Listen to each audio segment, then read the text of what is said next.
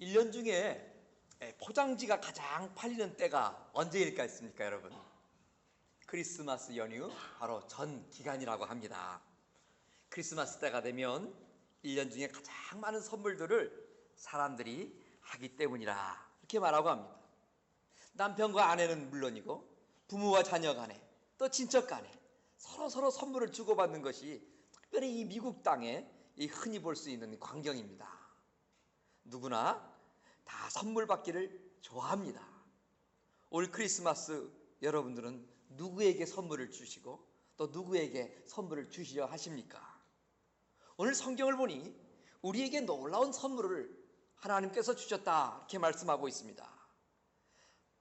천국에 계신 하나님께서 바로 우리에게 놀라운 선물을 주셨다 성경은 이야기하고 있습니다. 오늘 성탄주일 하나님께서 우리에게 주신 선물은 과연 어떤 선물이겠습니까? 오늘 본문은 그 선물에 대해서 우리에게 말씀해 주고 계십니다. 뚜렷한 선물, 하나님이 이 성탄주일 우리에게 주신 이 선물이 무엇인지를 알고 그것을 우리가 잘 누림으로 말미암아 복된 성탄을 또 우리들이 보내게 되는 그런 축복이 우리 모두에게 있기를 바랍니다.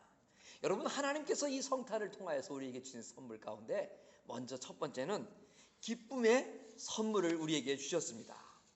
오늘 우리가 읽은 성경 말씀 10절 말씀을 보면 천사가 이르되 무서워 말라 보라 내가 온 백성에게 미칠 큰 기쁨의 좋은 소식을 너희에게 전하노라 이렇게 말씀하고 있습니다. 여러분, 온 백성에게 미칠 어떤 소식을 주신다고 말씀하고 있습니까? 큰 기쁨의 좋은 소식을 주신다 이렇게 말씀하고 있습니다. 큰 기쁨의 좋은 소식이라는 말씀은 매우 중요하고 굉장히 놀라운 말씀입니다. 특별히 이 말씀이 우리에게 놀라움으로 다가오는 이유가 있는데 그 이유가 무엇일까요? 그 이유를 든다면 이 소식은 제사장도 아니요 그 나라의 지도자도 아니고 서기관도 아닌 한낱 목자에게 이 좋은 기쁨의 소식이 전해졌다 하는 사실입니다. 여러분, 목자라고 하면 보통 어떤 생각을 떠올리고 계십니까?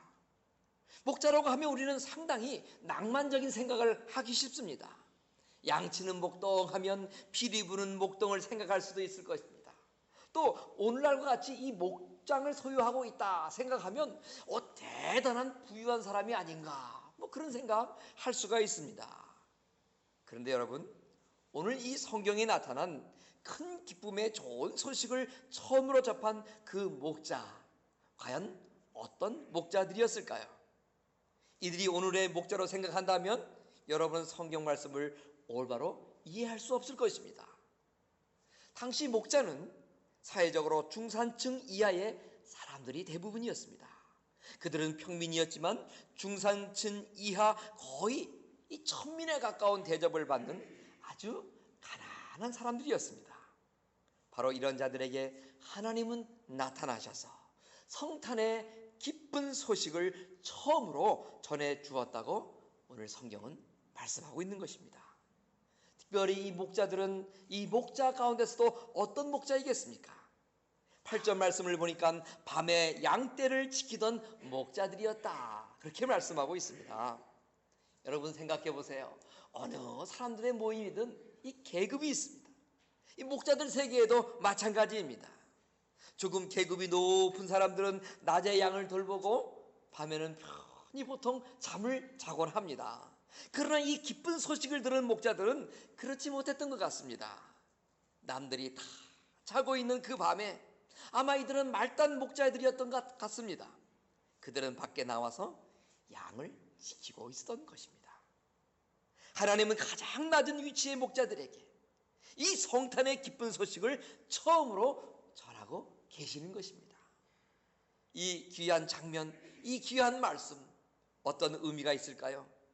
전혀 도저히 기뻐할 수 없는 환경 속에 살았던 그 목자들에게 사회적으로 그들은 천대받았던 사람들이었습니다. 목자 가운데서도 밤에 양을 지키는 말단 목자들이었습니다. 전혀 기뻐할 것 없고 기쁨이 무엇인지 알지 못했던 사람들에게 하나님은 찾아오셨다는 것입니다. 이 성탄의 기쁨을 전해 주셨다고 성경은 말씀하고 계십니다. 여러분, 성탄절에 우리가 꼭 기억해야 할 것 무엇이겠습니까? 그것은 바로 하나님이 우리에게 선물을 주셨는데 다름 아닌 큰 기쁨의 선물을 주셨다는 것입니다. 여러분, 우리들은 어떻습니까? 오늘 2013년도 성탄주의를 맞으면서 우리에게 이러한 큰 기쁨이 과연 있는가 생각해 보아야 되는 것입니다. 낮고 천한 자신들에게 하나님께서는 아기 예수 그리스도, 메시아 구세주 그리스도의 탄생을 직접 알려주셨던 그 놀라운 소식을 들었던 그 낮고 천한 그 목자들의 마음속에 얼마나 이 소식을 듣고 기뻐했겠습니까? 여러분, 생각해 보십시오. 여러분, 우리들은 이제까지 수십 번의 성탄절을 맞으며 살아왔습니다. 그렇다면 우리가 맞이한 그 수십 번의 성탄절이 과연 우리에게 어떤 의미가 있었습니까? 무엇이 우리의 기쁨이 되었었습니까? 주일학교 때 받은 작은 선물 때문에 여러분 어린 시절 그 성탄 기뻐하지 않으셨습니까? 캐롤송이 때로는 우리를 기뻐할 수 있습니다. 백화점과 거리에 치장된 크리스마스 추리가 우리들을 흥분케 할 수도 있었습니다. 그러나 이러한 기쁨들은 오늘 천사가 전한 기쁨과는 아무런 상관도 없는 그런 기쁨이었는 것입니다. 그것은 세상적인 기쁨이요 일시적인 기쁨일 뿐입니다.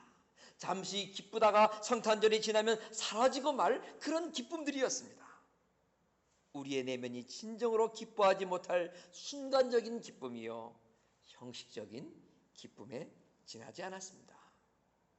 옛날 영국에 아주 재치와 농담으로 많은 사람들을 즐겁게 했던 유명한 카린이라 하는 코미디언이 있었습니다. 이 사람들은 사람들에게 너무나 많은 웃음들을 선사해서 모든 사람이 그 카린이만 보면 기쁨이 넘치고 웃음이 터져나오곤 했습니다. 아무리 무뚝뚝했던 사람들도 카린이가 여러 가지 재치와 만담을 늘어놓으면 모든 그런 사람들이 그 얼굴에 웃음을 띠곤 했던 그 유명한 코미디언 카린이가 있었습니다. 그런데요, 이 카린이라는 코미디언은 이처럼 많은 사람들을 웃기고 즐겁게 했지만 정작 그의 마음속에는 괴로움과 우울한 마음이 늘 떠나지 않았습니다. 너무나 마음속에 기쁨이 없기 때문에 마침내 카린은 유명한 정신과 의사를 찾아가서 진찰을 받게 됩니다. 오랜 시간 상담한 끝에 의사는 환자인 이 카린이에게 말을 합니다. 선생님의 병은 마음속에서부터 우울한 것으로 가득가득 채워져 있기 때문에 그렇게 기쁨이 사라지고 있는 것입니다. 그러니까 정말 크게 한번 웃을 수 있는 그런 환경을 한번 만나보십시오. 혹시 선생님께서 카린이라 하는 코미디언 아실지 모르겠습니다. 그 사람 나오는 프로그램에 참여해서 한번 가만히 그 프로그램을 한번 보시길 바랍니다. 그래서 그 카린이 코미디언의 그 재치와 만담을 통해서 한번 마음을 완전히 풀고 한번 웃게 될 것인데 그 웃음을 한번 지어보십시오. 서서히 선생님의 그 괴로운 마음, 우울한 마음 사라지게 될 것입니다. 여러분, 무엇이 진정으로 우리들을 영원하게 기쁘게 만들어줄 수 있을까요? 돈이 우리를 기쁘게 할 수 있을까요? 순간뿐입니다. 명예와 권력이 있으면 기쁠까요? 그 순간뿐입니다. 깊은 지식을 소유하면 기뻐질까요? 아닙니다. 우리 그리스도인들에겐 하나님이 주신 기쁨만이 우리를 영원히 기쁘게 할 수 있습니다. 바로 이 하나님께서 주신 기쁨을 누리는 우리 모두가 되어야 하는 것입니다. 여러분 지금 환경을 살펴보십시오. 여러분 지금 처해 있는 환경 가운데에 도저히 기뻐할 수 없는 그런 환경 가운데에 계신 분이 설령 계십니까?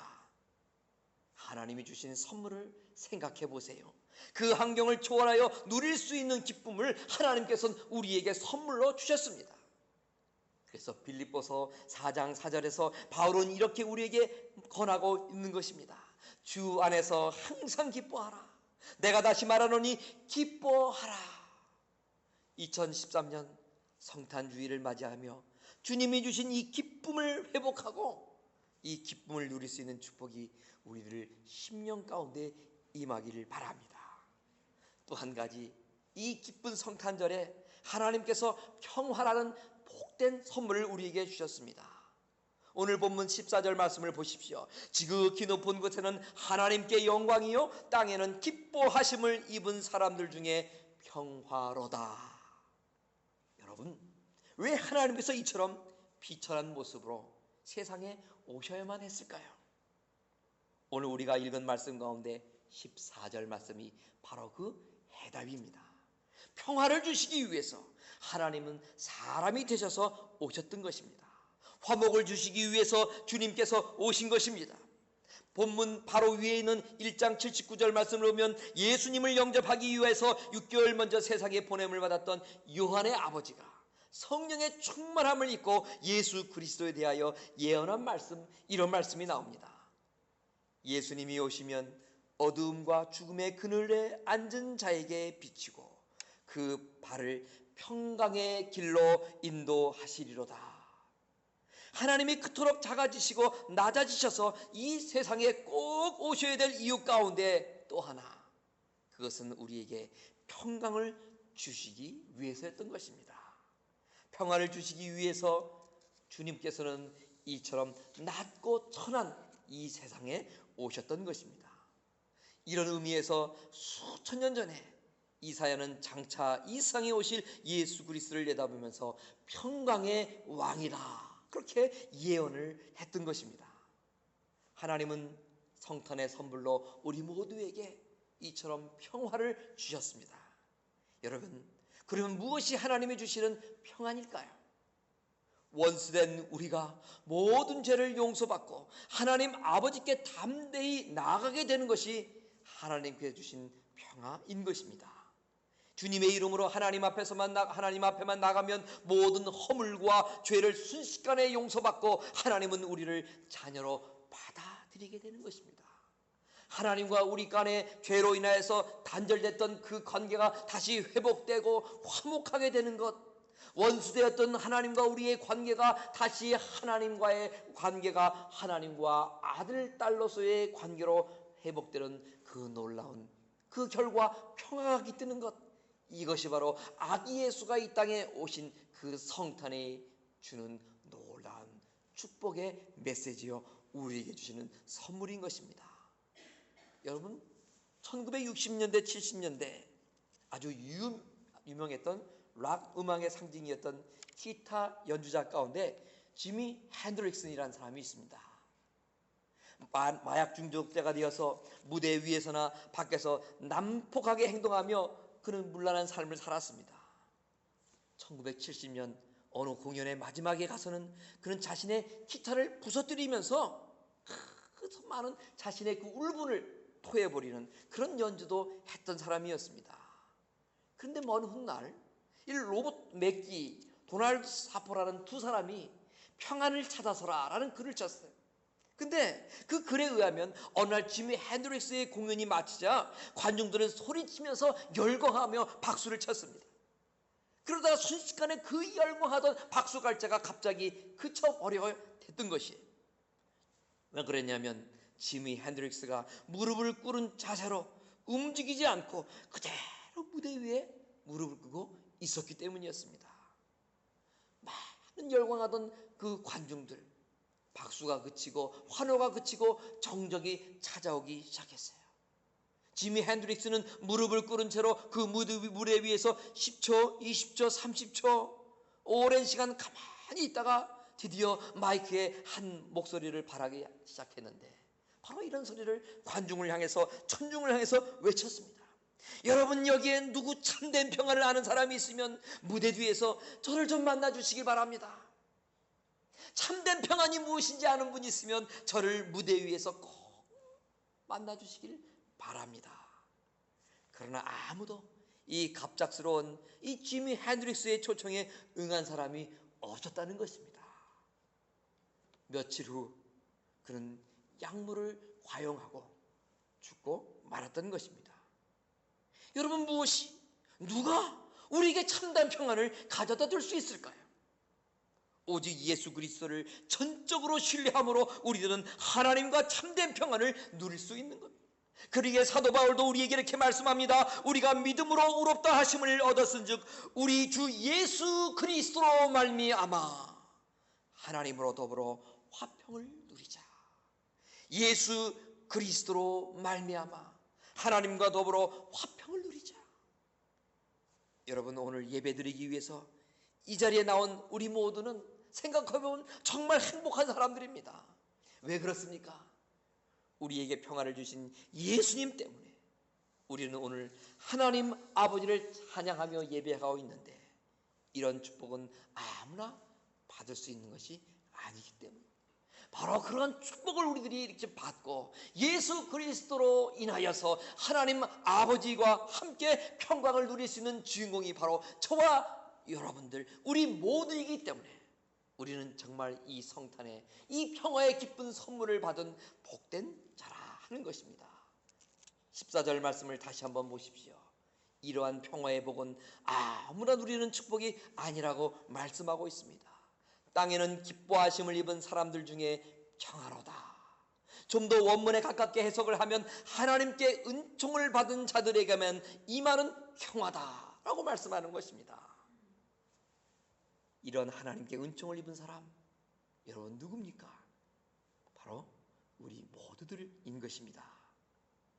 혹시 우리들 가운데 세상의 염려와 근심이 너무 무거워 이 평화를 잃어버리고 있는 자 혹시나 계십니까?